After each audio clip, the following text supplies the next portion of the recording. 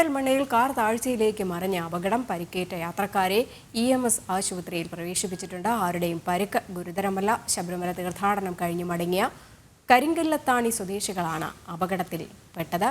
ശിവദാസ് കൺമനമുണ്ട്. ശിവദാസ്, എപ്പോഴായിരുന്നു ഈ അപകടം? പരിക്കേറ്റവരുടെ ആരോഗ്യനില എങ്ങനെ? രജനി, ഇന്ന് രാവിലെ ഏകദേശം 8 മണിയോടെയാണ് ഇത്തരത്തിലൊരു അപകടം ഉണ്ടായത്. ഇന്ന് രാവിലെ 8 മണിക്ക് പെരിന്തൽമണ്ണയ്ക്ക് സമീപം പാതായിക്കര ഒരു വളവുണ്ട്. ഈ വളവിൽ വെച്ചാണ് അപകടം ഉണ്ടായത്. ഈ കാറ് താഴ്ചയിലേക്ക് മറിയുകയായിരുന്നു. എന്നാൽ ആ സമയത്ത് തന്നെ ഈ കാറിൽ നിന്ന് കുറെ പേരെ രക്ഷപ്പെടുത്താൻ കഴിഞ്ഞു. വലിയൊരു താഴ്ച ആയിരുന്നില്ല ഉണ്ടായിരുന്നത്. അതുകൊണ്ട് തന്നെ വലിയ രീതിയിലുള്ള ഒരു ഗുരുതര പരിക്കുകളും ആർക്കും ഉണ്ടായിട്ടില്ല. ഏകദേശം 10ഓളം പേരാണ് ഈ കാറിൽ വാഹനത്തിൽ ഉണ്ടായിരുന്നത് എന്നാണ് മനസ്സിലാക്കുന്നത്.